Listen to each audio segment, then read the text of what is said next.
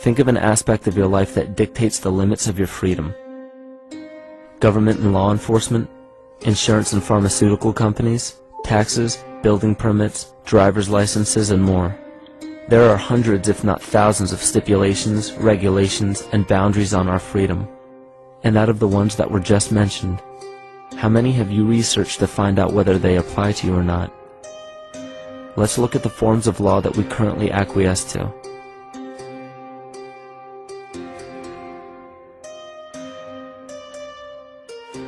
A common misconception among people is that any rule or regulation that governs them falls under one category: law.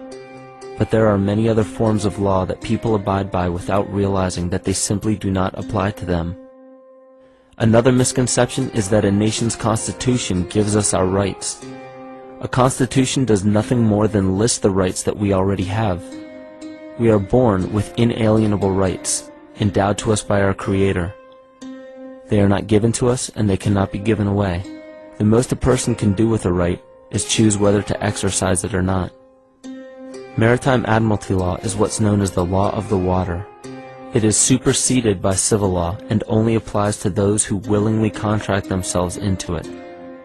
The definition of admiralty law is a body of private international law governing the relationships between private entities which operate vessels on the oceans. Let's look at how and why a form of law that is fashioned to govern corporations, businesses, and vessels has imposed its rule over natural human beings. This is all done through a form of word magic. A simple perversion of language has made it possible to convince people around the world that these alternative laws apply to them. One of the predominant beliefs in modern culture is that licenses, permits, registrations, and other forms of documentation are required to operate motor vehicles, use public roads, build structures and establishments, engage in free enterprise, and much more. Sadly, these beliefs are based on little to no investigation whatsoever, and are false. This belief structure is perpetuated by maritime admiralty law. This form of law was originally created to govern ships docking in foreign nations for the import or export of products and resources. It deals with banking and merchant affairs, not civil affairs.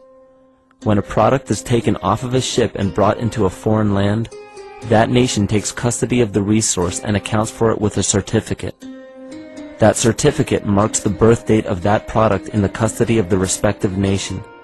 Think of why it is supposedly required to have a certificate of live birth in the first place. The Barron's Dictionary of Banking Terms defines a certificate as a paper establishing an ownership claim. So right there, we notice that everyone with a birth certificate is defined as being owned.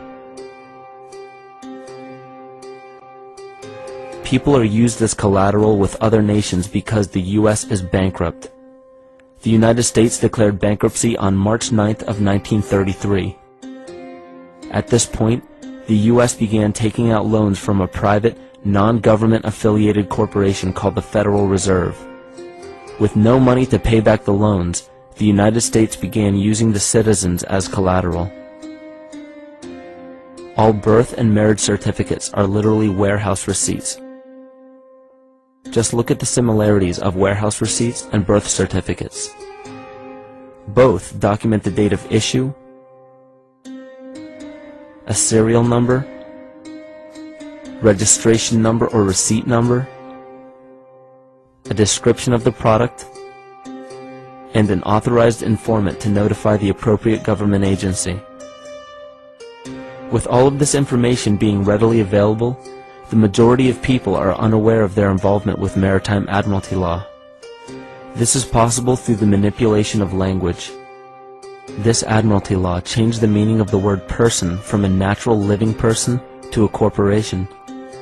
Driver's licenses, vehicle registrations, auto insurance forms, building permits, gun permits, work permits, tax filing documents, birth and death certificates, traffic citations, and many other forms of documentation that were once believed to be absolutely necessary only apply to persons or corporations. Upon signing such a legal document, You are indirectly waiving your rights under the Constitution and lowering your status to that of a corporation that is created with the same exact name as you.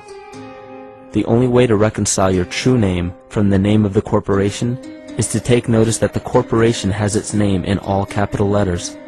This is known as capitis diminutia maxima.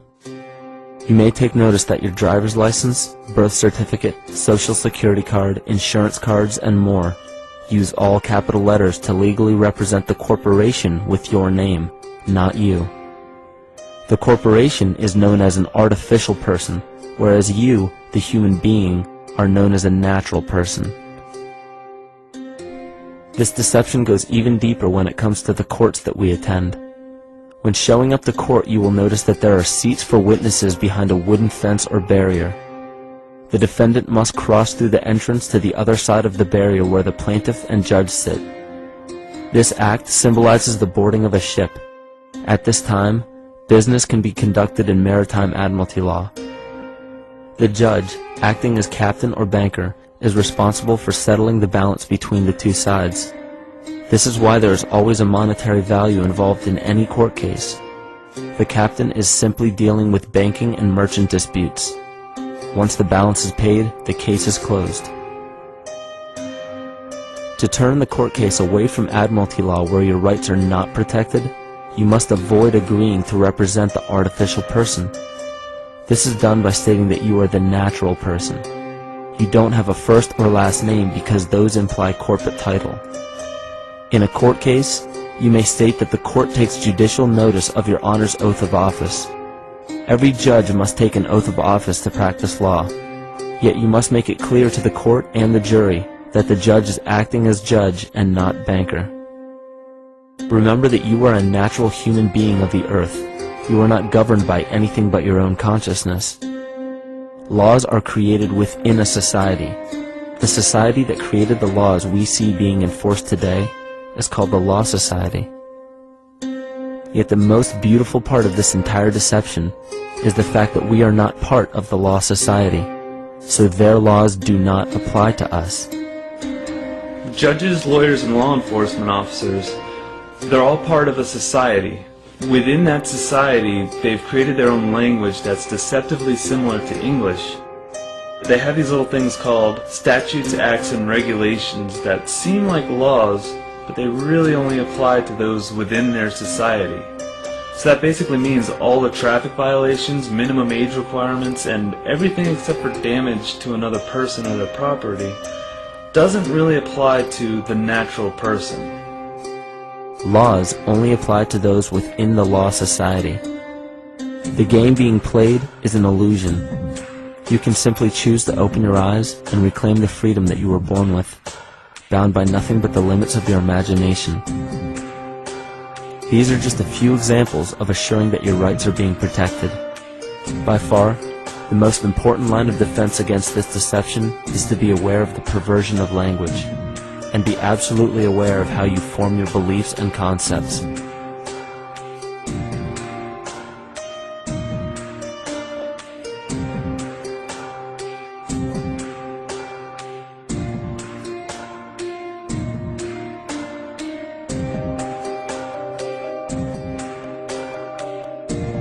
In all forms of the perversion of language, there is a mirror reflection of this in the microcosm of the psyche.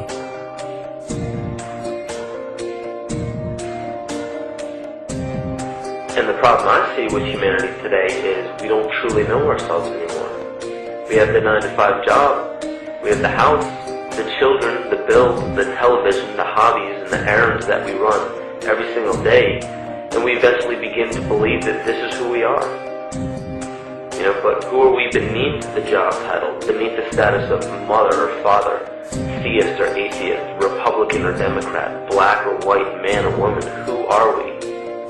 Who are we deep down inside? We don't know, because every time we hear an answer that we don't want to accept about ourselves, we deny it. We'll pass it off and project it onto somebody else and judge them for it. This is repression.